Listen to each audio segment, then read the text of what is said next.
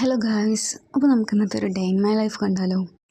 ഇന്ന് പുലർച്ചെ 3 മണിക്ക് കറണ്ട് എല്ലാം പോയതുകൊണ്ട് നമ്മൾ എണീറ്റ് തന്നെ ഇരുട്ട് പിടിച്ച ഒരു ഗ്ലൂമി ആയിട്ടുള്ളൊരു ദിവസത്തേക്കായിരുന്നു. പിന്നെ ഒന്നും നോക്കിയില്ല, ആസ് യൂഷ്വൽ രാവിലെ ചെയ്യുന്ന കാര്യങ്ങളൊക്കെ ചെയ്യാൻ തുടങ്ങി.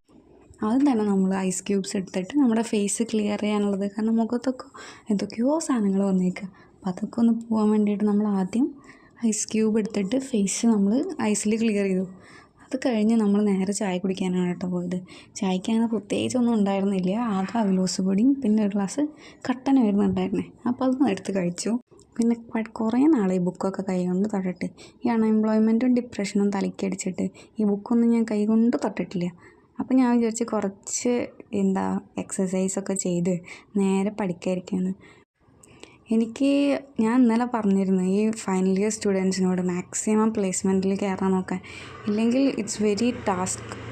നമ്മൾ വീട്ടിലിരുന്ന് മടുത്തു പോകും ശരിക്കും.